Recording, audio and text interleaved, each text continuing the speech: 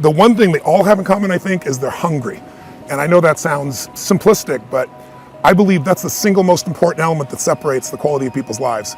It's not just the ability to have hunger, but to sustain it. Hunger means that you want more. You want more of yourself. You want to make a bigger difference. You want to be a better parent. You want to do something more than there is today, and that you don't get satisfied. Most people start out with hunger at an early stage of life and they lose it. But the people that come to me are hungry either because something's happened, they've had a birthday with a 0 on it, they've gone through a divorce, they're starting a business and they know I've got to have a different level, or they're the best in the world and they're always looking for that edge that makes the difference. I think everybody is born with hunger. Like, there's a desire to grow, to expand, to learn, and then disappointment sets in early in life for most people. And then we look to blame something outside of ourselves. And there are many events in our lives that can affect us all. We've all had pain and challenges. But I think if you can find within yourself the part of you that wants to constantly give something more than yourself, if you can find a mission larger than yourself, then you're more pulled to do something than trying to push yourself. And pull has much more power than push. I always say motive does matter. That if your motive is to serve something greater, there is an energy that comes up inside of you. So I feed 2 million people a year because somebody fed my family when I was 11 years old, and now this year we're feeding 4 million. I want to do more in that area. And every business I'm in, that drive just doesn't go away.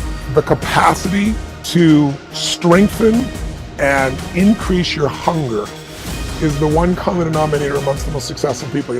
They've never lost their hunger. Most people are hungry to achieve a certain amount, make a certain amount of money, and then they get comfortable and relax, or to get a certain level of fitness and then they relax.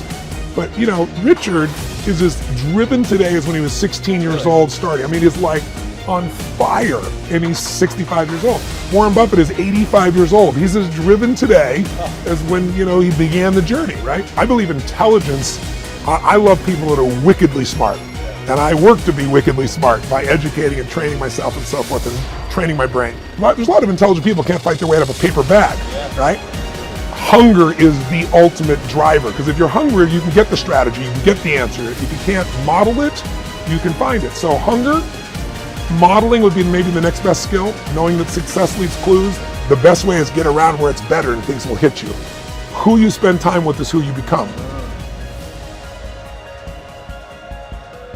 How bad do you want your goal right now? Do you want it as bad as breathing? Do you want it as bad as anything you ever wanted in your life? And if you calibrate it at the highest enough levels, what I found is the people that are the hungriest, they find a way.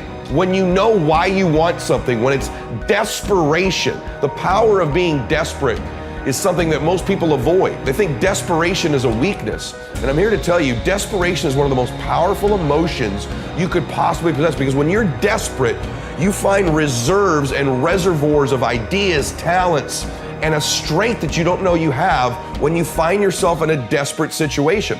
So ironically, the one thing most people avoid in their life, hunger, which is caused by being desperate. When you're starving, you become desperate. So the number one thing we need more than anything to win is hunger, which comes from a state of desperation. Yet we're constantly trying to comfort ourselves in the real world to avoid the state of being desperate.